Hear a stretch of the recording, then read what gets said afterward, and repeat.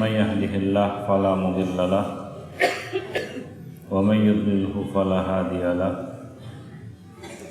أشهد أن لا إله إلا الله وحده لا شريك له وأشهد أن محمدا عبده ورسوله يا أيها الذين آمنوا اتقوا الله حق تقاته ولا تموتن إلا وأنتم مسلمون أما بعد فإن أحسن الكلام كلام الله وخير الهدي هدي محمد صلى الله عليه وسلم وشر الأمور محدثاتها وكل محدثة بدعة وكل بدعة ضلالة وكل ضلالة في النار. Ma'asyiral muslimin rahimani wa rahimakumullah jami'an. Pertama-tama marilah kita panjatkan puji dan syukur pada Allah Subhanahu wa taala yang telah memberikan kelapangan kepada kita semua. Kelapangan rezeki, kesehatan, dan yang lebih besar dari itu yaitu Islam dan Sunnah, dua nikmat yang tidak dapat tergantikan dengan apapun, sehingga sampai hari ini pada malam ini kita masih berada di atas agamanya, di atas Islam, dan masih berjalan di atas sunnah nabinya Muhammad sallallahu alaihi wasallam. Sungguh itu adalah nikmat yang tidak tergantikan. Salawat beriring salam tidak lupa kita limpahkan untuk Nabi kita Muhammad sallallahu alaihi wasallam yang telah menunjuki kita kepada kebaikan ini, mempersaudarakan kita di atas agama yang dibawanya, hingga kita menjadi hamba-hamba yang bersaudara. Dan ini adalah nikmat Allah Subhanahu wa taala kepada kita semua. Sebelumnya kita tidak saling kenal mengenal. Kemudian Allah Subhanahu wa taala merangkai hati kita dan menyatukan kita di atas Islam. Sungguh persaudaraan di atas Islam merupakan nikmat yang sangat agung, yang mana Allah Subhanahu wa taala yang merangkai dan menyatukan hati-hati kita. Seandainya kita kumpulkan harta dunia untuk menyatukan hati manusia, niscaya tidak akan mampu untuk menyatukan hati-hati manusia. Namun Allah Subhanahu wa taala yang menyatukan hati mereka. Salawat dan salam juga tidak lupa kita limpahkan untuk keluarga beliau, sahabat-sahabat beliau yang setia menyertai beliau di dalam menegakkan agama yang mulia ini, menjadi jembatan bagi kita untuk terhubung dengan Nabi kita Muhammad sallallahu alaihi wasallam. Mereka adalah hamba-hamba pilihan yang Allah Subhanahu wa taala pilih untuk menyertai nabinya. Yang mana Allah Subhanahu wa taala melihat hati para hamba, dan Allah dapati hati Muhammad adalah hati yang paling mulia, yang paling baik. Maka Allah Subhanahu wa taala pilih beliau untuk mengemban amanahnya, menyampaikan risalahnya kepada umat manusia.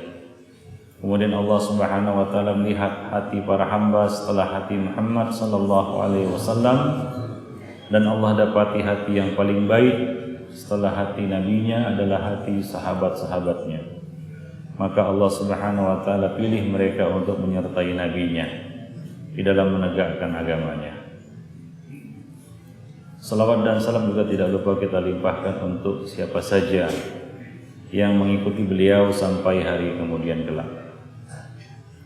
Akhwani fid din, ma'asyiral muslimin rahimani wa rahimakumullah jami'an. Sesungguhnya kehidupan dunia ini tidaklah sempurna. Allah Subhanahu wa taala telah menakdirkan bahwa dunia ini adalah tempat untuk ujian, di mana manusia di atasnya akan diuji untuk melihat siapakah di antara mereka yang paling bagus amalnya.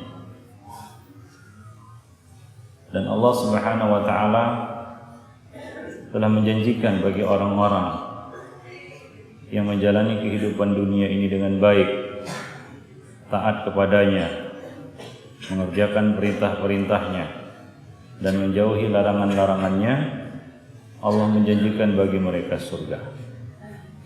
Demikianlah kehidupan dunia memang tidak seindah surga. Dunia penuh dengan kekurangan. Letih orang yang mengejar dunia, seperti minum air laut yang tidak akan memuaskan dahaganya. Anak Adam di atas dunia ini diberi kenikmatan oleh Allah satu gunung emas, dia pasti mencari gunung yang kedua, bukit yang kedua. Diberi bukit yang kedua, maka dia akan mengejar bukit yang ketiga. Tidak akan ada yang dapat menghentikannya kecuali at-turab, masuk dalam tanah, mati baru selesai.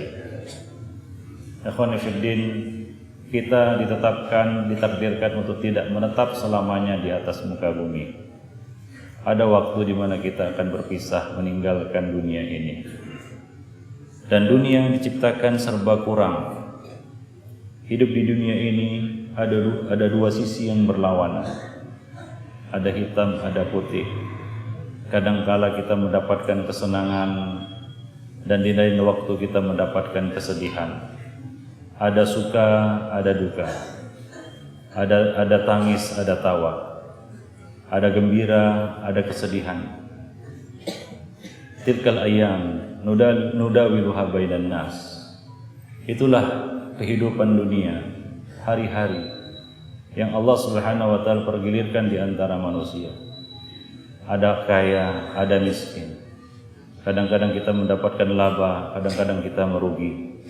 Begitulah dunia. Ya tidak lepas dari masaib, musibah. Baik itu musibah-musibah yang menimpa dunia maupun musibah-musibah yang menimpa agama. Hati manusia tidak mungkin tetap dalam satu keadaan.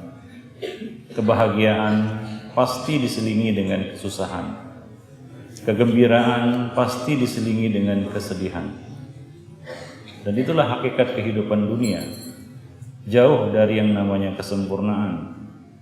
Dalam kehidupan ini, kita pasti akan mengalami musibah. Tidak akan mungkin kita akan terhindar dari musibah. Musibah itu pasti akan menimpa kita. Seperti kehilangan harta, ditinggal orang yang kita kasihi, sakit, ataupun kita dihadapkan kepada kenyataan yang membuat kita sedih dan pilu, kenyataan pahit. Maka kita harus tahu apa sebaiknya yang harus kita lakukan ketika musibah, kesedihan itu mendera hati kita. Sehingga musibah dan kesedihan itu membawa kebaikan, membawa pahala bagi kita, dan tidak membuat kita hanyut dan binasa karena musibah tersebut. Karena musibah itu hakikatnya adalah ujian dari Allah Subhanahu wa taala untuk menguji kita. Apakah kita termasuk hamba-hamba yang beruntung, hamba-hamba yang sukses, hamba-hamba yang lulus melewati ujian tersebut, atau kita termasuk hamba-hamba yang gagal, hamba-hamba yang merugi, hamba-hamba yang binasa. Rasulullah SAW dalam sebuah hadis yang sahih yang diriwayatkan oleh Al-Imam Muslim di dalam sahihnya, ajaban li amril mu'min, sungguh menakjubkan urusan seorang mukmin. Menakjubkan urusan seorang mukmin, keadaan dan kondisi seorang mukmin. Dan ini keistimewaan bagi seorang mukmin, orang yang benar-benar beriman. Inna amrahu kullahu lahu khair. Semua urusan, semua keadaan, semua kondisi, apapun sikonnya, baik baginya. Walaysa dzalika li ahadin illa lil mu'min. Dan hal seperti ini tidak akan terjadi kecuali atas seorang mukmin. In asabat usarra'u syakar fakana khairan lahu. Wa in asabat darra'u sabar fakana khairan lahu. Apabila ia mendapatkan kesenangan, mendapatkan rezeki, nikmat dari Allah Subhanahu wa taala, ia segera bersyukur, dan itulah yang terbaik baginya. Dan apabila dia tertimpa musibah, maka ia bersabar, dan itulah yang terbaik baginya. Syukur dan sabar ibarat dua sepasang sayap yang akan dapat membawa seorang mukmin terbang tinggi meraih cita-citanya. Tanpa kedua sayap ini dia akan jatuh. Dia tidak akan bisa terbang tinggi. Dia tidak akan dapat meraih cita-citanya, yaitu dengan syukur dan sabar. Dan hanya orang mukmin yang dapat melakukan hal ini. Wa may yulaqaha illal ladzina sabaru wa may yulaqaha illa dzu hadzin adzim. Tidak ada yang dapat melakukan hal ini kecuali orang-orang yang bersabar, dan tidak ada yang dapat melakukan hal ini kecuali orang-orang yang diberi keberuntungan yang besar. Ketahuilah para hamba yang berbahagia, hamba Allah yang dimuliakan oleh Allah Subhanahu wa taala, ma'asyiral muslimin, semoga Allah Subhanahu wa taala yang memberikan keistiqomahan kepada kita semua di atas agamanya, bahwa melalui musibah Allah Subhanahu wa taala sebenarnya hendak memilih kita untuk menjadi orang yang sabar. Melalui musibah itu sebenarnya Allah memilih kita untuk menjadi orang yang sabar. Allah menguji apakah kita lulus ujian dan meraih gelar orang-orang yang sabar, atau kita menjadi orang yang berkeluh kesah atau orang yang gagal. Maka kita wajib bersabar atas musibah atau kenyataan pahit yang menimpa kita. Sepahit apapun kenyataan itu, di antara bentuk kesabaran ialah menahan diri dari kemarahan, menahan lisan dari keluhan-keluhan, menahan anggota badan dari perbuatan-perbuatan yang mengundang murka Allah Subhanahu wa taala. Ketika tertimpa musibah seperti menampar-nampar pipi, mengoyak-ngoyak baju, mencakar-cakar wajah, mencabut rambut, meratap-ratap seperti ratapan kaum jahiliyah. Di antara perkara yang membantu kita untuk bersabar, di antara perkara yang membantu kita untuk bersabar adalah meyakini bahwa kemarahan tidak akan mengembalikan apa yang telah Allah takdirkan. Kemarahan, menggerutu, berkeluh kesah, itu tidak akan mengembalikan apa yang telah Allah takdirkan. Dan sama sekali tidak mempengaruhi ketetapan Allah Subhanahu wa taala. Kita tidak akan memetik hasil apapun selain letih. Letih. Kalau kita berkeluh kesah ketika mendapat musibah, menggerutu, hati kita letih. Sementara musibah itu tidak akan berubah, ya tidak akan kembali. Apa yang Allah takdirkan tidak akan dapat diputar kembali. Justru selain itu kita akan mendapatkan kemarahan Allah Subhanahu wa taala. Allah marah kepada kita. Namun bila kita bersabar, niscaya kita mendapat pahala, ridha dari Allah Subhanahu wa taala, rahmat darinya. Dan ketetapan Allah pasti berlaku. Tidak ada satupun yang dapat memaksa Allah, dan tidak ada satupun yang dapat melemahkan Allah Subhanahu wa taala. Sementara itu bila tidak bersabar, kita justru berdosa. Maka tidak ada pilihan lain di hadapan kita ketika kita tertimpa musibah selain bersabar, seperti kesabaran orang-orang yang bertakwa, sabar dengan penuh kerelaan dan keridhaan, keikhlasan. Sabar itu perlu juga keikhlasan. Ada orang yang sabarnya enggak ikhlas, sabar hanya di bibir saja, akan tetapi hatinya tidak sabar, anggota badannya tidak sabar. Dia menunjukkan kemarahannya dengan hatinya dan dengan anggota badannya. Hatinya dipenuhi dengan kemarahan kepada Allah Subhanahu wa taala, sementara anggota badannya menunjukkan protes, ketidaksenangannya terhadap apa yang telah Allah takdirkan. Maka sebaliknya, seorang mukmin ketika tertimpa musibah, dia mengharap pahala atas musibah tersebut. Dan bersabar adalah salah satu jalan untuk meraih pahala di balik musibah.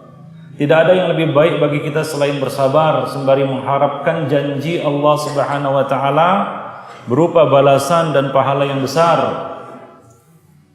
Allah Subhanahu wa taala ya telah menyebutkan di dalam kitabnya, innama yuwaffas sabiruna ajrahum bighairi hisab.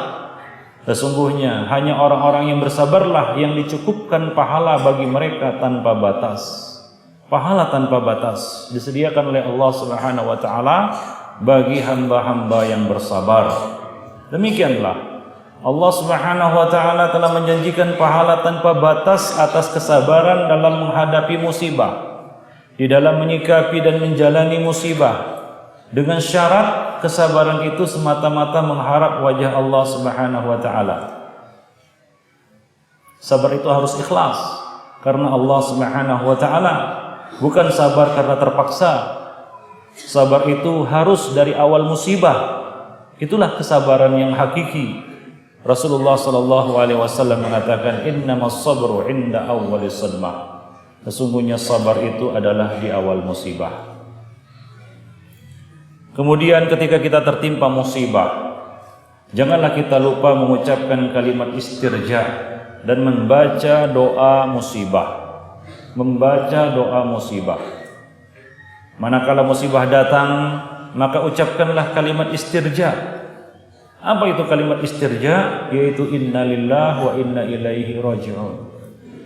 Sesungguhnya kami ini milik Allah dan kepadanya lah kami akan kembali. Banyak orang-orang yang mengucapkan kalimat istirja namun mereka kurang memahami dan menghayati maknanya. Kalimat ini terlontar lewat dari lisan mereka begitu saja, sementara mereka masih meraung-raung dan meratap-ratap. Mereka meronta-ronta, mereka menggerutu, berkeluh kesah, sementara lisan mereka mengatakan inna lillahi wa inna ilaihi raji'un. Ini sebabnya adalah karena mereka tidak memahami, tidak menghayati dan tidak mengetahui makna dari kalimat istirja. Kita berhenti sejenak pada kalimat istirja ini, di mana kita mengucapkan, membuat persaksian kepada Allah Subhanahu wa taala, inna lillahi. Sesungguhnya kita ini, kami ini, kita semua milik Allah Subhanahu wa taala. Kita, diri kita, orang-orang yang kita kasihi, nikmat-nikmat yang Allah Subhanahu wa taala berikan kepada kita, semuanya adalah milik Allah Subhanahu wa taala. Jadi kapan saja Allah memanggilnya, kapan saja Allah mengambilnya, ya, maka tidak berhak bagi siapapun untuk menggugat apa yang Allah ambil, karena semuanya adalah milik Allah Subhanahu wa taala. Wa inna ilaihi raji'un, dan kita semua akan kembali kepada Allah Subhanahu wa taala. Perjalanan manusia ini adalah kembali kepada Allah Subhanahu wa taala. Suka maupun tidak suka, perjalanan kita adalah kembali kepada Allah Subhanahu wa taala. Suka maupun tidak suka. Bukankah kita semua akan mati? Kullu nafsin dha'iqatul maut. Setiap yang bernyawa, setiap jiwa pasti akan mati. Dan hakikat kematian itu adalah melanjutkan perjalanan menuju Allah. Perjalanan menuju Allah Subhanahu wa taala itulah hakikat kematian, bukan akhir dari segalanya. Bukan akhir dari segalanya. Itu adalah perjalanan, ya, lembaran perjalanan baru yang akan kita lalui menuju Allah Subhanahu wa taala. Kita akan kembali kepada Allah Subhanahu wa taala cepat ataupun lambat. Demikian dalam makna dari kalimat istirja ini. Namun sayang, banyak kaum muslimin mengucapkan kalimat ini tanpa memahami, tanpa meresapi maknanya. Kemudian bacalah doa musibah yang diajarkan oleh Nabi sallallahu alaihi wasallam, yaitu Allahumma ajurni fi musibati wa akhlif li khairan minha. Ya Allah, berilah aku pahala dari musibahku ini dan gantilah dengan yang lebih baik daripadanya. Gantilah dengan sesuatu yang lebih baik daripada musibah ini. Kita bermohon kepada Allah Subhanahu wa taala pahala di balik musibah dan ganti yang lebih baik daripadanya. Dan ini hanyalah bagi orang-orang yang bersabar tentunya. Wa basyiris sabirin alladzina idza asabathum musibah qalu inna lillahi wa inna ilaihi raji'un. Dan berikanlah kabar gembira kepada orang-orang yang bersabar, yaitu orang-orang yang apabila ditimpa musibah mereka mengucapkan inna lillahi wa inna ilaihi raji'un. Dan kalimat istirja ini bukan hanya diucapkan apabila kita mendapatkan musibah kematian, tidak, tapi semua musibah, musibah apapun yang menimpa kita, ya, dianjurkan bagi kita untuk mengucapkan kalimat istirja ini. Ya, baik itu musibah yang menimpa harta kita, musibah yang menimpa jiwa, musibah yang menimpa, lebih-lebih musibah yang menimpa agama, Inna lillahi wa inna ilaihi raji'un. Ini kita ucapkan. Nah, demikian. Ummu Salamah telah mengamalkan doa ini ketika suaminya yaitu Abu Salamah meninggal dunia, wafat di medan perang pada perang Badar. Ia membaca doa ini. Ya Allah, berilah aku pahala atas musibah yang menimpaku, yaitu kematian suami, dan gantilah dengan yang lebih baik daripadanya. Allah Subhanahu wa taala mengabulkan doanya. Allah mengganti baginya sesuatu yang lebih baik, yaitu mengganti Abu Salamah dengan Rasulullah sallallahu alaihi wasallam. Nah, ini apabila kita membaca doa ini dengan yakin bahwasanya Allah Subhanahu wa taala menyayangi kita dengan musibah yang ditimpakannya kepada kita. Allah Subhanahu wa taala pasti akan mengganti dengan yang lebih baik. Demikian pula ketika kita tertimpa musibah, pada saat itu hati kita lemah. Semua insan ketika ditimpa musibah pasti hatinya goncang dan bersedih.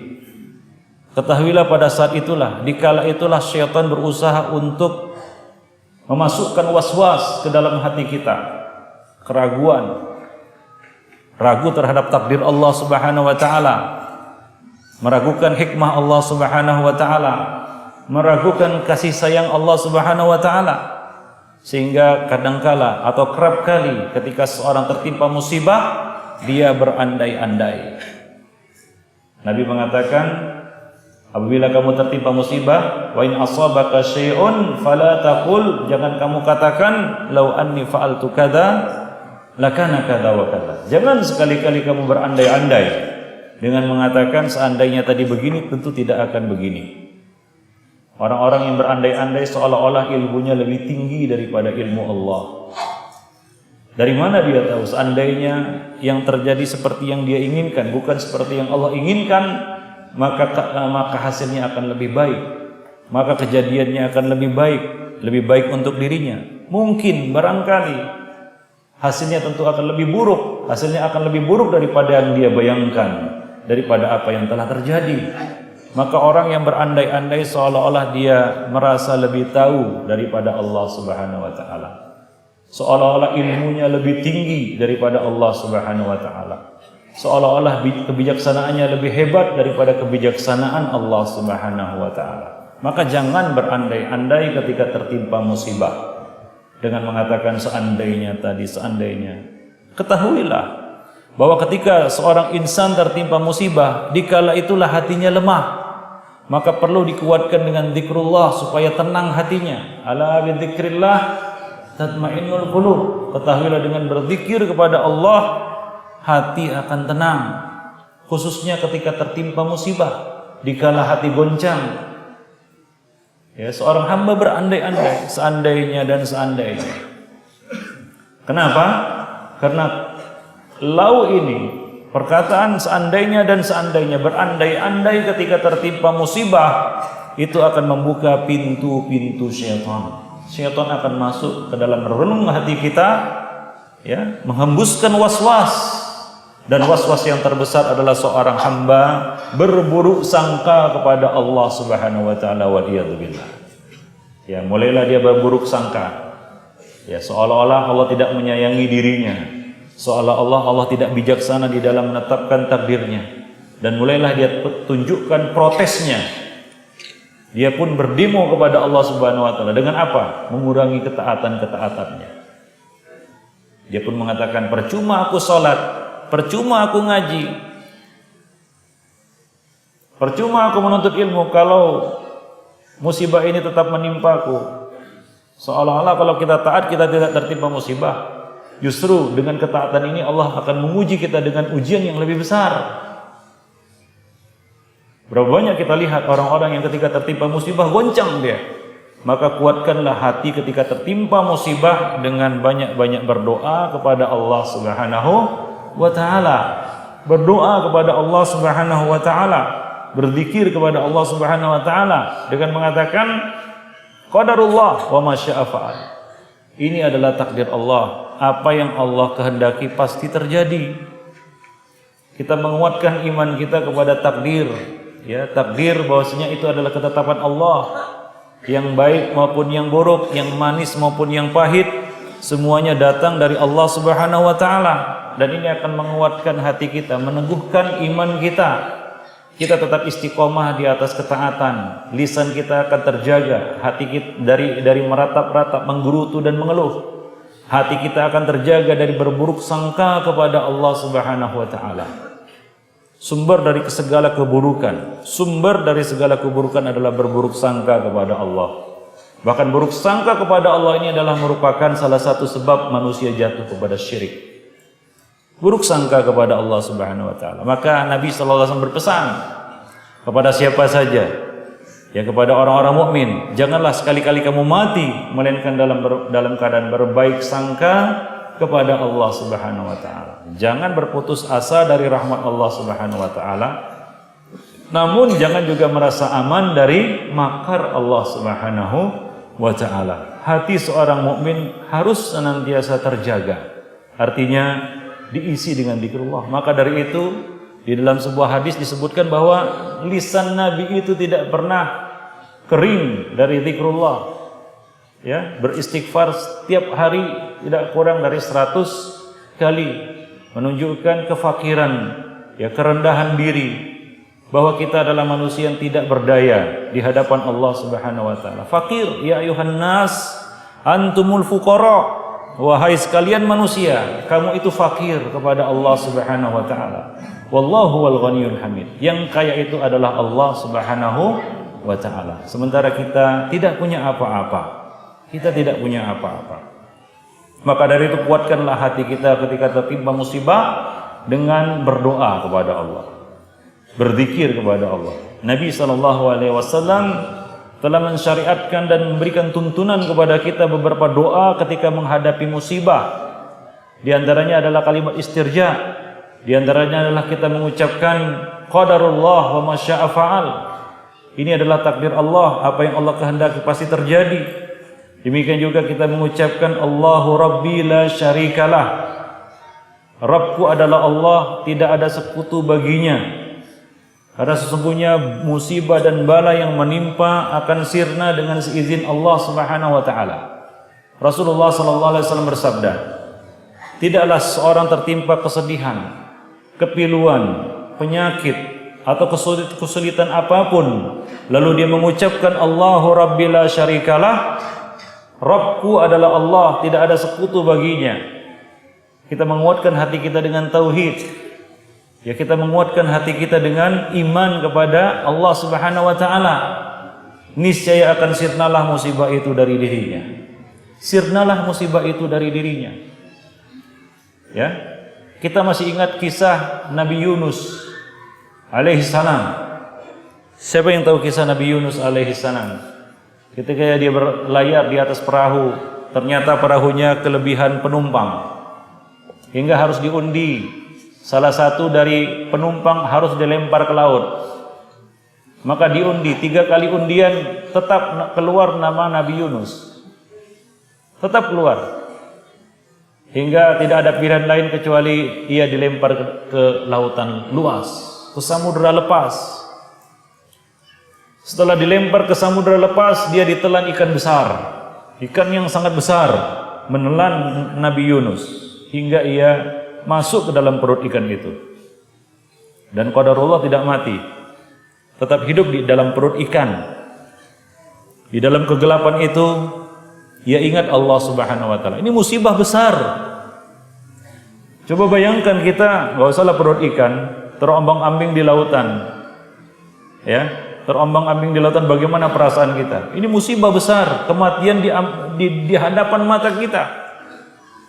Ya, kematian berada di hadapan mata kita. Nah, pada saat itulah Nabi Yunus menguatkan hatinya dengan berdoa kepada Allah Subhanahu wa taala. Ia membaca doa. Apa doanya? La ilaha illa anta subhanaka inni kuntu minadh dhalimin.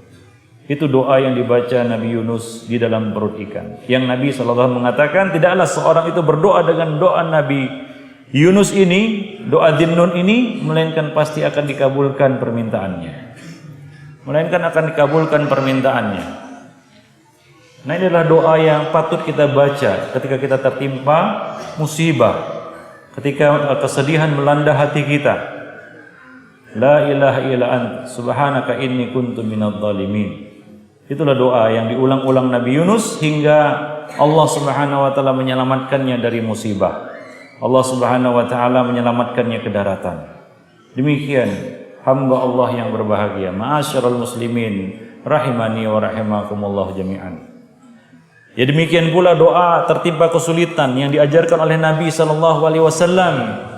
Nabi mengatakan, da'watul makrub, doa orang yang tertimpa kesulitan adalah Allahumma rahmataka arju fala takilni ila nafsi tarfata ain aslih li sya'ni kullahu la ilaha illa ant. Ya Allah, hanya rahmatmu yang aku harapkan. Oleh karena itu janganlah engkau biarkan aku tanpa pertolonganmu walau sesaat, walau sekejap mata. Perbaikilah seluruh urusanku, tidak ada ilah yang berhak disembah selain engkau. Ini doa yang dibaca oleh orang yang tertimpa musibah, tertimpa kesulitan. Dia baca doa ini, niscaya Allah Subhanahu wa taala akan menghilangkan segala kegundahannya, kesedihannya. Ya, Allah Subhanahu wa taala akan melenyapkan kesedihannya. Ya Allah, hanya rahmatmu yang aku harapkan. Rahmat Allah Subhanahu wa taala, kasih sayang Allah Subhanahu wa taala yang mendahului kemarahannya. Inna rahmati sabaqat ghadabi. Kita harus berbaik sangka kepada Allah. Kita harus yakin bahwa Allah menyayangi kita dan suka kepada hamba-hambanya yang kembali kepadanya. Ya, di balik musibah tersebut pasti ada hikmahnya. Oleh karena itu janganlah engkau biarkan aku tanpa pertolongan walaupun sekejap mata. Ya, apapun yang kita inginkan, apapun yang kita cita-citakan tidak akan dapat terlaksana tanpa pertolongan Allah Subhanahu wa taala. Musibah apapun yang kita alami, ya, kesulitan apapun yang kita hadapi, kita tidak akan dapat lepas darinya kecuali dengan pertolongan Allah Subhanahu wa taala. Maka selalulah mohon pertolongan kepada Allah Subhanahu wa taala. Karena isti'anah ini merupakan ibadah yang sangat agung yang Allah Subhanahu wa taala sebutkan setelah ibadah secara umum. Iyyaka na'budu wa iyyaka nasta'in. Jangan lupa isti'anah. Itu menunjukkan bahwa kita ini tidak ada daya dan upaya apapun. Tanpa pertolongan Allah kita tidak akan dapat lepas dari segala masalah-masalah yang menghimpit kita. Itu yang harus kita yakini dan kita baca. Wala takilni ila nafsi tarfata ain. Janganlah engkau biarkan aku tanpa pertolonganmu walaupun sekejap mata. Walaupun sekejap mata. Aslih li sya'ni kullahu, maka perbaikilah seluruh urusan-urusanku. Perbaikilah seluruh urusan-urusanku. Tidak ada yang ilah yang berhak untuk disembah kecuali engkau. Demikian pula Rasulullah sallallahu alaihi wasallam selalu membaca doa ketika tertimpa musibah, ya hayyu ya qayyum bi rahmatika astaghits. Ya Allah, Rabb yang maha hidup, ya Allah, Rabb yang berdiri sendiri, dengan rahmatmu aku meminta dan memohon pertolongan. Aku minta dan memohon pertolongan kepadamu. Inilah beberapa doa yang diajarkan oleh Nabi sallallahu alaihi wasallam. Ya, jadi zikir kepada Allah itu sangat kita butuhkan ketika kita menghadapi musibah. Senantiasa ingat kepada Allah Subhanahu wa taala. Maka satu ketika putri Nabi Fatimah binti Muhammad sallallahu alaihi wasallam mengeluhkan tentang kepahitan hidup. Ya, mengadon tepung roti sendiri, mengerjakan pekerjaan rumah tangga sendiri, hingga beliau merasa memerlukan seorang khadim untuk membantu pekerjaan-pekerjaan rumah tangga beliau. Maka ketika datang berita bahwa ada beberapa budak yang diserahkan kepada Nabi, maka Fatimah dan suaminya yaitu Ali bin Abi Thalib datang menemui Rasulullah sallallahu alaihi wasallam agar kiranya diberi seorang budak khadim yang dapat membantu pekerjaan-pekerjaan rumah tangga mereka. Maka Nabi SAW berkata kepada keduanya, maukah kalian berdua aku beritahu tentang sesuatu yang lebih baik daripada memiliki pembantu? Yaitu apa? Berzikirlah sebelum datang pembaringanmu. Sebelum mendatangi pembaringanmu, berdoalah, berzikirlah. Subhanallah 33 kali. Alhamdulillah 33 kali. Allahu Akbar 34 kali. Sungguh itu lebih baik bagi kamu berdua daripada memiliki seorang khadim, seorang pembantu. Dengan zikrullah kepenatan akan hilang, hati akan tenang. Karena kunci dari seorang insan itu terletak pada hatinya. Apa kata Nabi? Idza shalahat shalahal jasadu kulluh wa idza fasadat fasadal jasadu kulluh ala wahiyal qalb.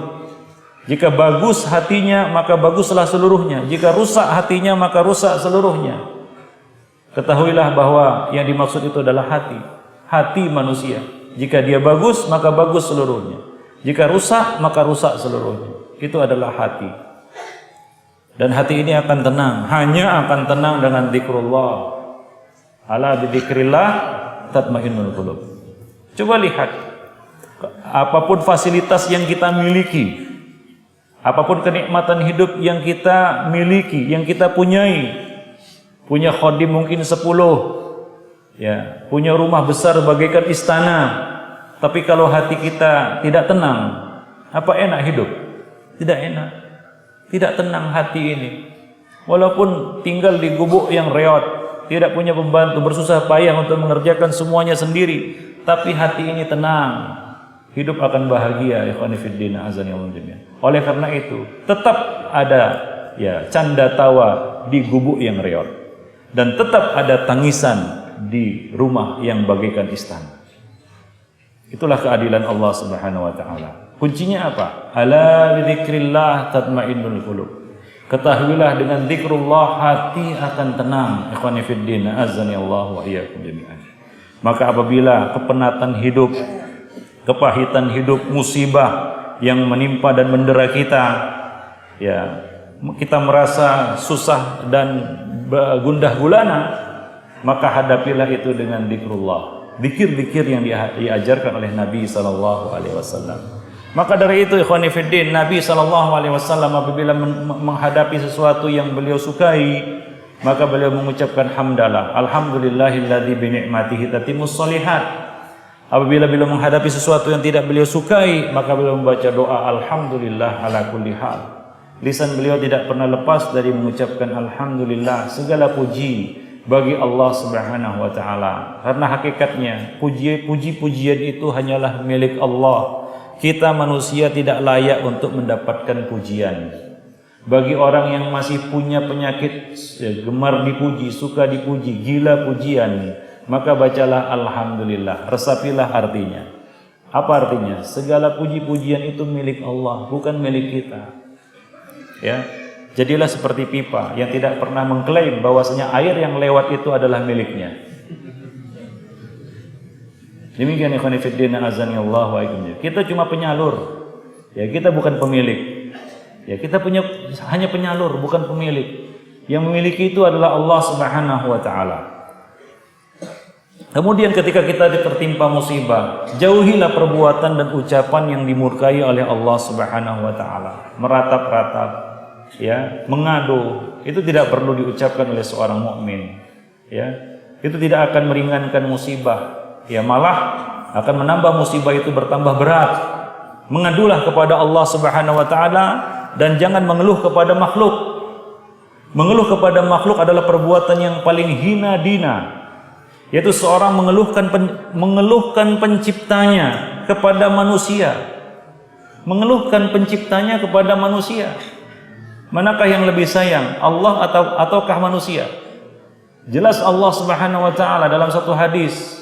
Nabi pernah berkata kepada para sahabat ketika melihat seorang wanita yang kehilangan anaknya di antara para tawanan. Kemudian dia menemukan anaknya dan dia mendekapnya erat-erat. Nabi berkata kepada para sahabat, mungkinkah wanita ini akan melemparkan anaknya ke dalam api, sementara ia mampu untuk tidak melemparkannya?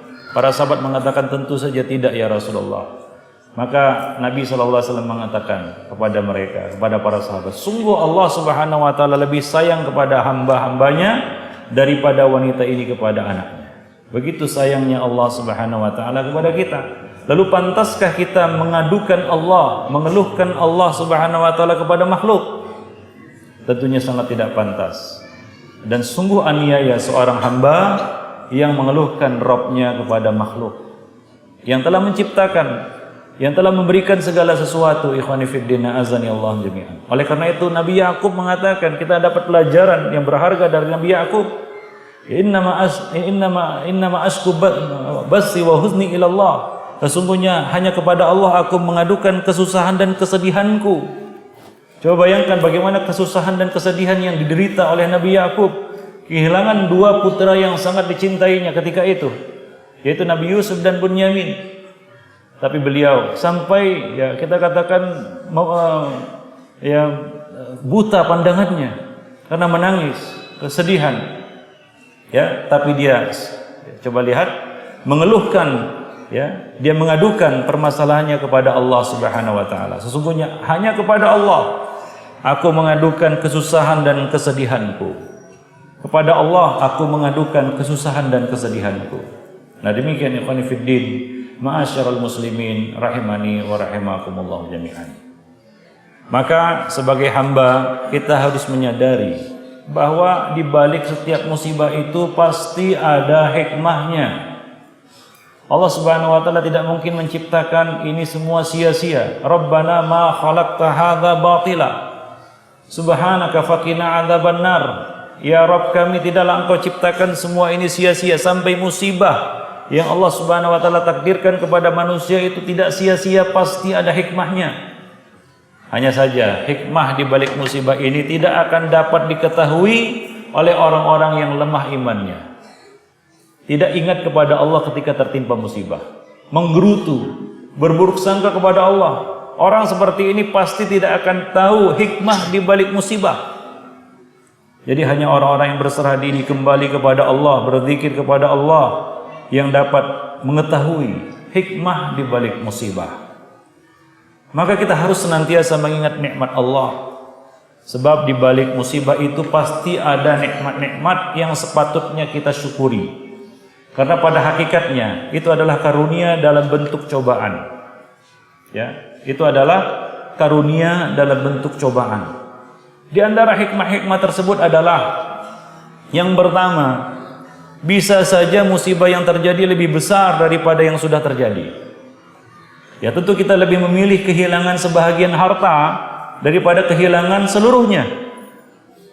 Ya tentu kita lebih ringan ya kehilangan satu anak daripada harus kehilangan seluruh anak. Tentu lebih ringan ya tertimpa satu penyakit daripada tertimpa berbagai macam penyakit. Ya, kalau kita misalnya menghadapi satu musibah, kecelakaan misalnya, patah tangan kita, alhamdulillah kaki gak patah.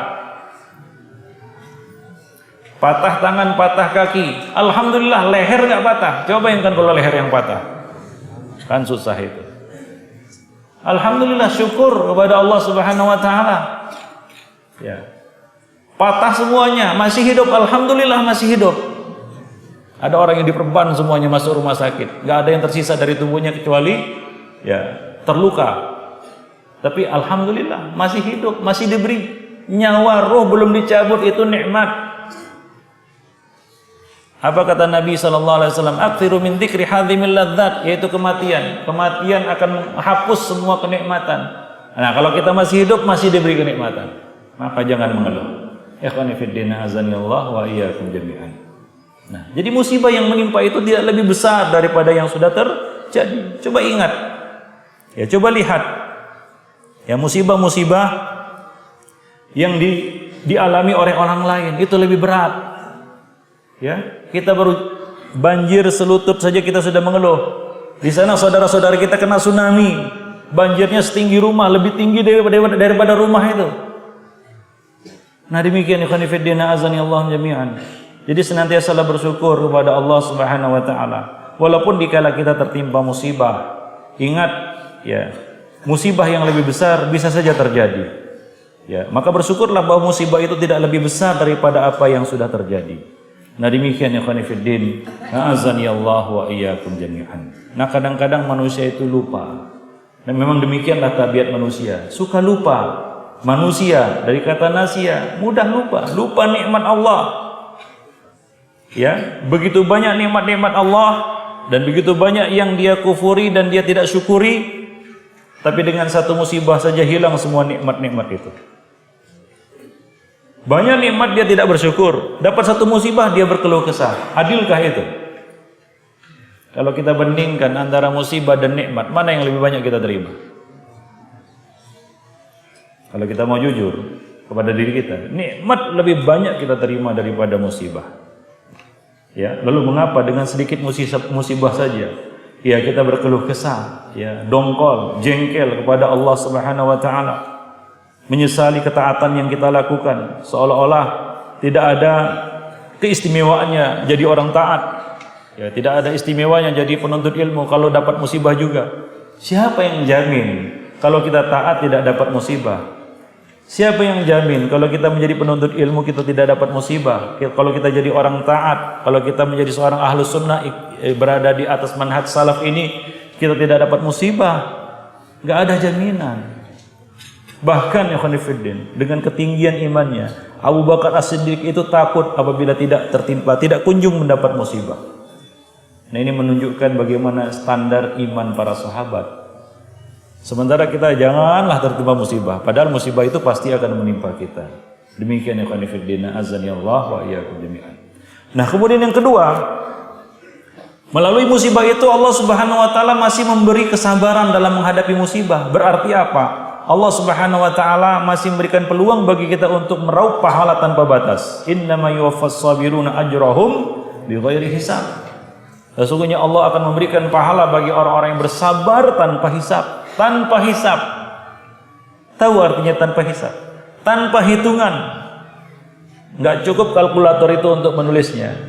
Itu tanpa hitungan. Enggak ada batasannya, enggak ada hitungannya. Coba bayangkan besarnya pahala orang yang bersabar. Nah, dengan musibah itu Allah masih membuka kesempatan bagi kita untuk mendapatkan, ya, rekening pahala kita itu tanpa batas.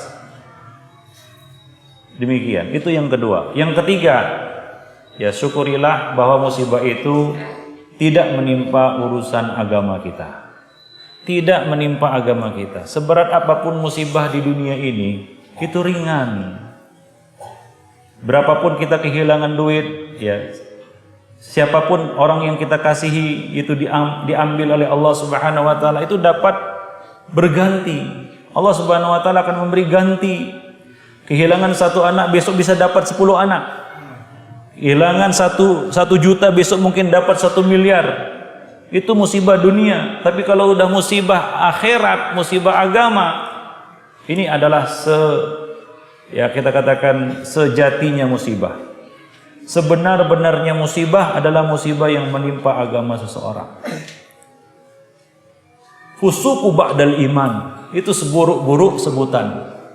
Bi'sal ismul fusuqu ba'dal iman.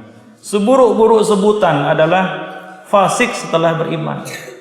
Mantan orang soleh itu buruk. Mantan ahlus sunnah, ini yang menjadi pertanyaan. Ini musibah. Musibah yang menimpa agama. Ucapkanlah takbir atas orang yang menghadapinya. 4 kali takbir. Ini musibah, benar-benar musibah. Kiamat, ikhwani fiddin. Kalau musibah itu menimpa agama kita, maka bersyukurlah kepada Allah. Apapun yang ditimpakan oleh Allah Subhanahu wa taala dari musibah-musibah itu tidak menghampiri agama kita. Alhamdulillah, musibah apapun kita masih tegar, istiqomah di atas Islam dan sunnah. Masih meniti manhaj salaf. Itu syukuri. Coba lihat di sana orang-orang yang bergelimang harta, diberi kenikmatan dengan nikmatan oleh Allah Subhanahu wa taala, dibuka dunia ini seluas-luasnya baginya, tapi dicabut nikmat yang mungkin tiada ternilai, yaitu nikmat as-sunnah. Lebih parah lagi kalau dicabut itu adalah nikmat Islam. Apa jadinya? Saya tanya dulu, apa jadinya kalau dua nikmat ini dicabut? An-nar, neraka. Ikhwani fiddin, azani Allah wa iyyakum jami'an. Jadi ya syukurilah bahwa nikmat itu tidak menimpa agama kita. Apa kata Umar bin Khattab radhiyallahu anhu? Ia mengatakan, tidaklah musibah menimpaku melainkan Allah menurunkan 3 nikmat atas diriku dari musibah tersebut. Yang pertama, musibah itu bukan pada agamaku. Yang kedua, musibah itu tidak lebih besar daripada yang lainnya. Yang ketiga, Allah masih memberiku kesabaran dalam menghadapinya. Demikianlah ya para ikhwah fiddin, ma'asyiral muslimin rahimani wa rahimakumullah jami'an. Pertemuan kita pada malam ini mudah-mudahan sedikit yang kita sampaikan dapat bermanfaat, khususnya bagi diri saya dan bagi para ikhwah fiddin sekalian. Lebih dan kurang saya mohon maaf kalau ada kata-kata yang kurang berkenan. Yang benar datangnya dari Allah, yang salah dari saya dan dari syaitan. Aqulu qouli hadza astaghfirullah li wa lakum lisairil muslimin innahu huwal ghafurur rahim. Alhamdulillah wassalatu wassalamu ala Rasulillah wa ala alihi wa ashabihi wa man tabi'ahum bi ihsan ila yaumiddin, amma ba'd. Di sini ada beberapa pertanyaan yang dapat saya jawab. Ya, insyaallah saya akan menjawabnya, dan yang tidak bisa, Allahu a'lam, diserahkan kepada yang dapat menjawabnya. Ustadz, bagaimana pendapatnya tentang pernyataan seseorang yang mengatakan telah kutumpahkan semua rasa amarahku dan sekarang aku menjadi lega, telah hilang rasa sesak di dadaku. Jazakallahu khair. Tadi sudah kita sampaikan hadis Nabi SAW, innamas sabru inda awwali sadmah. Sesungguhnya sabar itu dimulai dari awal musibah. Ada seorang wanita yang kehilangan putra yang sangat dikasihinya. Maka dia pun menumpahkan segala emosinya di pusara anaknya.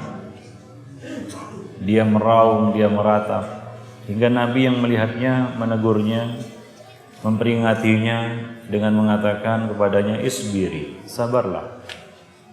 Tapi ternyata dia tidak mampu mengendalikan emosinya. Dia masih terbawa perasaan. Dia pun berkata kepada Nabi SAW, engkau tidak tertimpa musibah seperti yang aku alami. Ya, artinya seandainya engkau mendapat musibah ini, engkau juga nggak akan bisa bersabar seperti diriku. Demikianlah kira-kira kata wanita ini. Nabi SAW menyadari bahwa ini adalah bukan momen yang tepat untuk menyampaikan nasihat. Seseorang yang sedang dipenuhi rasa emosi. Ya, ini adalah salah satu hikmah. Nah, jangan meladeni orang yang sedang marah, karena percuma. Hatta nasihat. Ya, kita menasihati orang yang sedang marah, dia bertambah marah. Ya, bahkan bukan tidak mungkin akan terjadi perkelahian. Nah, demikian. Maka jauhi, hindari. Maka Nabi tidak meladeninya, Nabi menghindar dan pulang ke rumah.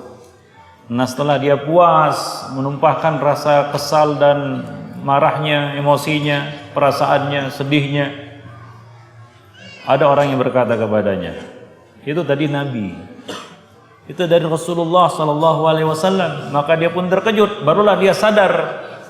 Maka dia pun mendatangi rumah Nabi SAW, lalu berkata, ya Rasulullah, nah sekarang saya baru bersabar. Nabi mengatakan, innamas sabru inda awwali sadbah. Sesungguhnya sabar itu di awal musibah. Nah, demikian. Ya, jadi pernyataan seseorang telah kutumpahkan semua rasa amarahku. Ya.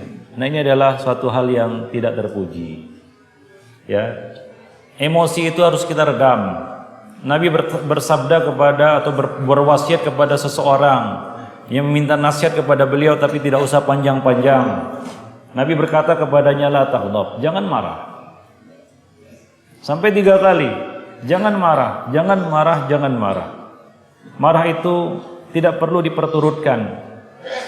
Ya, kita semua pasti punya emosi, tapi yang buruk adalah emosi yang diperturutkan. Kita semua punya hawa nafsu, tapi yang buruk itu adalah hawa nafsu yang diperturutkan. Kita semua punya rasa cemburu, tapi yang buruk itu adalah cemburu yang diperturutkan. Kita semua punya rasa malas, tapi yang buruk itu adalah malas yang diperturutkan. Maka jangan turuti kemarahan. Ya, apa kata Nabi? Laisa syadidu bisur'ah, walakin asyadid man yamliku nafsahu indal ghadab. Yang namanya kuat itu bukanlah kuat bergulat, berkelahi, bukan. Tapi yang kuat itu adalah yang dapat mengendalikan dirinya ketika dia marah, mengendalikan emosinya. ya, mengendalikan amarahnya. Itu memang berat, ikhwan fillah, ya, memerlukan kekuatan, bukan kekuatan badan, tapi kekuatan mental, hati, jiwa. Nah, di situ diuji seseorang. Ya, bagaimana dia dapat mengendalikan hatinya, bagaimana dia dapat mengendalikan hawa nafsunya. Sementara hawa nafsu itu, kata Allah Subhanahu wa taala, wa innan nafsa la'ammaratun bisu'. Sesungguhnya hawa nafsu itu selalu mendorong manusia untuk berbuat buruk. Dan marah itu hakikatnya adalah marah yang tidak pada tempatnya, itu hakikatnya memperturutkan hawa nafsu. Maka jangan marah. Ya, jangan meluapkan amarah, apalagi ketika kita tertimpa musibah. Ini berbahaya. Kenapa saya katakan berbahaya? Karena dia berada, nasibnya seperti telur di ujung tanduk. Sedikit saja dia lengah, setan masuk.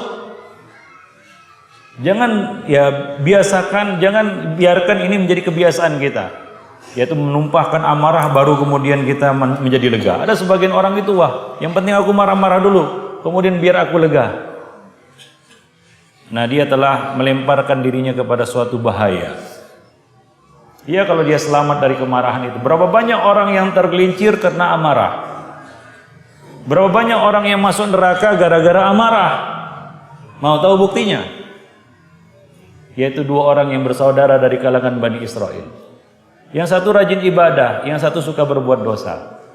Nah, suatu ketika, ya, saudara yang rajin ibadah ini melihat saudaranya berbuat dosa yang besar, tidak dapat ditolerir, maka dia pun memberikan nasihat, berhenti. Tapi saudaranya itu tetap membalas dengan mengatakan, apakah engkau diciptakan untuk mengawasi diriku? Apakah engkau diciptakan untuk mengawasi diriku? Demikian. Biarkan aku dengan urusan aku dengan Tuhanku. Maka marahlah ini, marahlah saudaranya ini, lalu berkata kepada saudaranya itu, Allah tidak akan memasukkanmu ke dalam surga.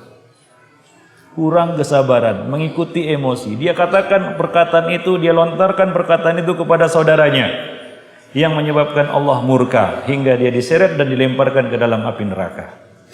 Masuk neraka gara-gara marah kepada saudaranya berbuat Jadi marah-marah itu memang menimbulkan mudarat.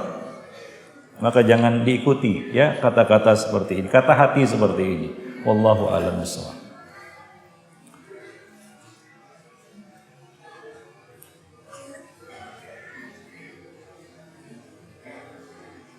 Saya bercita-cita membangun perpustakaan yang berisi buku-buku agama yang seorang bisa membaca di dalamnya.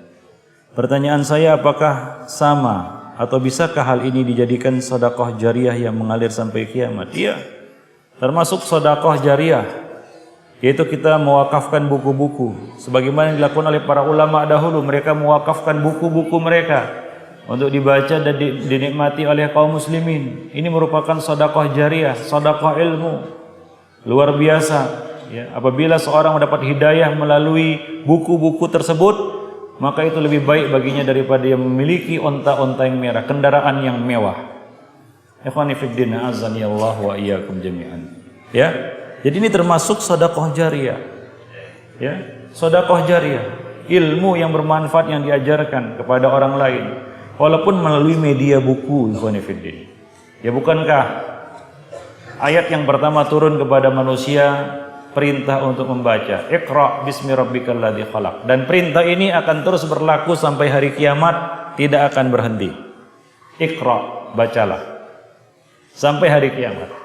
Maka dari itu saya anjurkanlah kepada kaum muslimin sekalian, khususnya kepala rumah tangga, ya, suami istri, ibu bapak di rumah, menyiapkan dan menyediakan satu ruangan khusus, perpustakaan rumah, untuk dibaca anggota keluarga. Ustadz, saya sibuk tidak sempat membaca, anak yang membaca. Kalau anak tak sempat membaca, cucu. Kalau enggak sempat cucu, cicit. Saya ada buku di rumah, Sejarah Pendidikan Islam, itu milik buyut saya. Bukunya sudah kuning. Saya buka-buka lagi, luar biasa. Ada informasi-informasi, ilmu-ilmu yang tidak kita ketahui, bermanfaat walaupun untuk anak cucu kita. Ikhwani fillah. Jadi buatlah di sudut rumah, ya, perpustakaan, ya, taman bacaan untuk keluarga kita, ya, untuk keluarga kita. Kadang-kadang kita menyiapkan, ya, taman hiburan, ya, untuk keluarga kita luar biasa, jutaan, puluhan juta, mungkin ratusan juta. Tapi untuk perpustakaan yang mungkin, ya, nilainya nggak sampailah segitu, ya, ya, karena buku agama itu tidak mahal-mahal banget, murah. Bahkan diskonnya besar, kan begitu ya. Kadang-kadang kalau beli buku agama itu minta diskonnya sampai 50% ke atas. Ya, kalau bisa pun gratis. Ya, subhanallah, untuk uang yang kita keluarkan untuk itu adalah sedekah untuk keluarga kita. Ya, itu bermanfaat. Kita telah mengeluarkan harta pada jalur yang benar. Yang mana pada hari kiamat nanti kita akan ditanya, dari mana dan kemana? Kalau dari mananya sudah jelas, tinggal kemananya, apakah jelas? Nah, kalau kita membuat maktabah, ya, di dalam rumah kita, itu sudah jelas, banyak manfaatnya insya Allah. Nah, demikian. Jadi ini termasuk sedekah jariah yang akan mengalir pahalanya sampai, ya, hari kiamat insya Allah.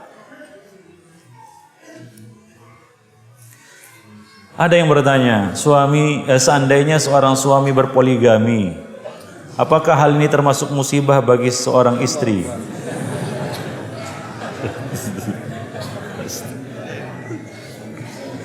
Tidak, ini berkah sebenarnya. Berkah, asalkan suami benar-benar menjalankan kewajibannya. Jadi berkah. Maka siapa saja yang berpoligami, tanya kepada diri. Tepuk dada, tanya selera. Berpoligami ingin masuk surga atau masuk neraka? Itu saja. Yang ingin berpoligami, tepuk dada, tanya selera, lihat kemampuan, lihat jalan di depan. Ya, berpoligami ingin masuk surga atau masuk neraka? Karena ada ancamannya, ya. Barang siapa yang tidak berlaku adil kepada istri-istrinya, maka dia akan datang pada hari kiamat dalam keadaan badannya timpang sebelah, miring sebelah. Ini ancaman, ikhwan fillah. Jadi jangan, ya, teringat enaknya saja, lupa pahitnya, kan begitu. Maka simpel saja. Ada yang banyak bertanya kepada saya tentang hal ini. Ya, jawabannya simpel saja. Kita berpoligami itu ingin masuk surga atau justru ingin tergelincir jatuh ke dalam neraka. Banyak kasus-kasusnya soalnya, bukan isapan jempol. Ya, rumah tangga yang hancur karena suami memaksakan diri berpoligami sementara dia tidak mampu, hingga dia jatuh dalam kezaliman demi kezaliman demi kezaliman demi kezaliman. Dan sekali lagi, ini bukan isapan jempol. Banyak kasus-kasus yang terjadi. Kita tidak menampik di sana ada poligami yang berhasil, adil. Ya, maka satu kata kunci untuk memudahkan antum semua, ketika Anda berpoligami, mau masuk surga atau masuk neraka dengan amal ini?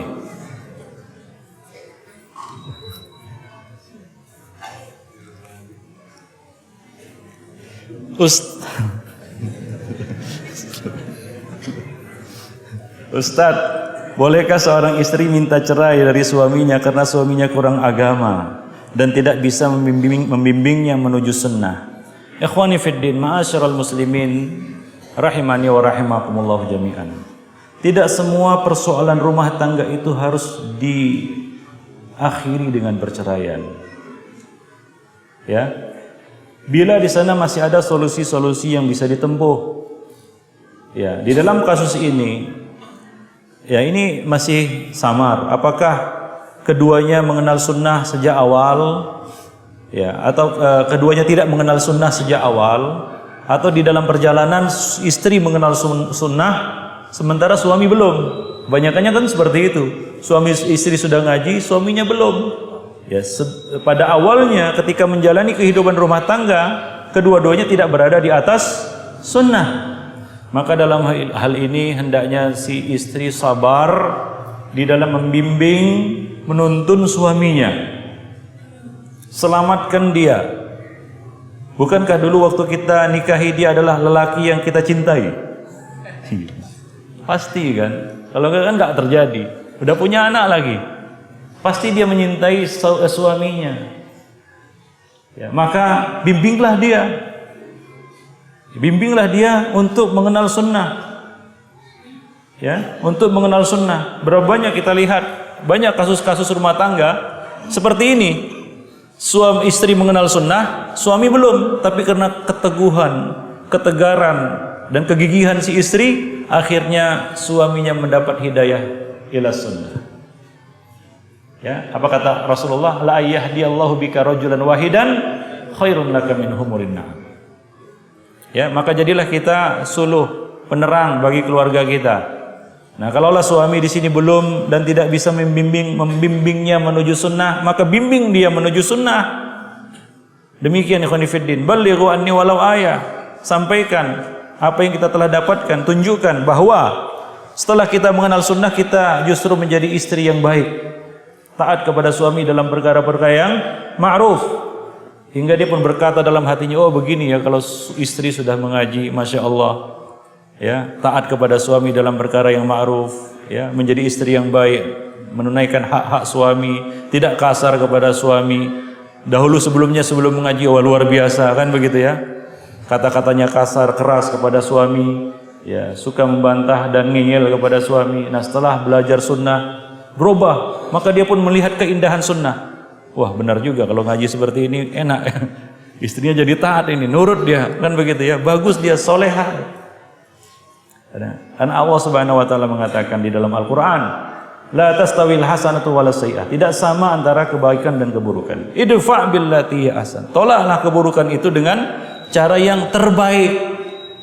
Fa idzal ladzi bainaka wa bainahu adawatun ka'annahu waliyyun hamim. Maka orang yang sebelumnya membencimu, memusuhimu, tidak suka kepadamu akan berubah menjadi waliyun hamim. Jangan hanya marah-marah kepada suami. Ya.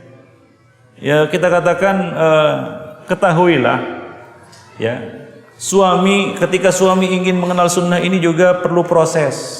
Kita harus berkaca kepada diri kita. Kita mengenal sunnah juga berproses. Demikian juga suami kita. Mungkin itulah proses yang harus dijalaninya. Pelan-pelan kita sampaikan sunnah ini kepadanya, kita tunjukkan dengan, ya, aplikasi nyata di dalam kehidupan, ya, dengan praktek langsung di lapangan. Dia lihat bagaimana indahnya sunnah, istri yang berjalan di atas sunnah, wah luar biasa. Maka mudah-mudahan Allah membuka pintu hatinya. Dan banyak-banyaklah berdoa, karena doa itu adalah nisful ikhtiyar. Separuh usaha manusia adalah doa. Hati suami ibu ini berada di antara dua jari dari jari-jari Allah Subhanahu wa taala. Dibolak-balikkan menurut kehendaknya. Banyak-banyaklah berdoa, khususnya di sepertiga akhir malam, pada waktu-waktu yang mustajab. Doa tulus untuknya. Kalau kita benar-benar sayang kepada suami kita. Ustadz, sedikit-sedikit kita sedih dengan perbuatan salah yang kita lakukan. Apakah kita termasuk orang yang sabar? Sedih dalam arti kata apa? Menyesali. Nah, itu adalah salah satu tanda taubat. An-nadamu taubah. Menyesal itu adalah taubat. Nah, kalau kesedihan itu karena penyesalan, maka ini adalah kebaikan. Ya, ini adalah satu kebaikan. Ini merupakan salah satu tanda-tanda taubat. Ya, adapun jika sedikit-sedikit sedih dengan perbuatan salah yang kita lakukan karena tidak ada lagi kesempatan untuk berbuat salah, maka ini sedih yang tercela. Nyesal dia, wah nyesal. Menyesal mengenal sunnah, nggak bisa lagi berbuat dosa seperti dulu katanya. Sedih apa ini? Jadi kalau sedihnya itu adalah penyesalan, an-nadamah, maka ini adalah terpuji. Dan itu salah satu tanda taubat. An-nadamu taubah. Penyesalan itu adalah taubat.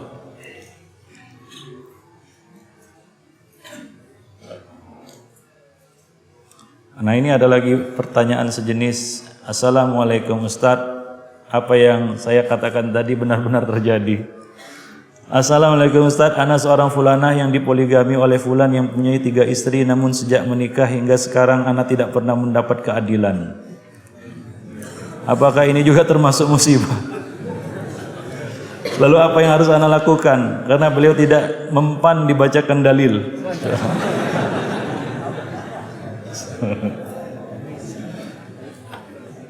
Ya, doakanlah. Ya, mudah-mudahan dia kembali ke jalan yang lurus, mendapat hidayah Ya, dan Allah Subhanahu wa taala ya menyadarkan kesalahannya. Ya, artinya sadar dia akan kesalahannya ini. Ya, bacakan kepadanya dalil yang sahih dari Nabi sallallahu alaihi wasallam. Ya, barang siapa yang memiliki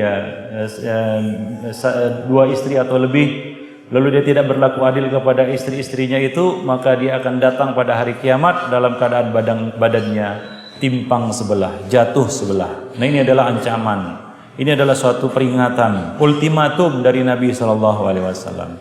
Dan banyak-banyaklah berdoa untuknya. Mudah-mudahan Allah Subhanahu wa taala ya melepaskan kita dan memberikan solusi bagi kita atas semua musibah dan masalah yang kita hadapi. Kuncinya adalah takwa kepada Allah Subhanahu wa taala. Wa may yattaqillah yaj'al lahu makhrajan wa yarzuqhu min haitsu la yahtasib. Demikianlah ikhwani fiddin, azani Allahum jami'an. Kajian kita pada malam ini mudah-mudahan bermanfaat bagi kita semua. Lebih dan kurang saya mohon maaf. Wabillahi taufik wal hidayah. Assalamualaikum warahmatullahi wabarakatuh.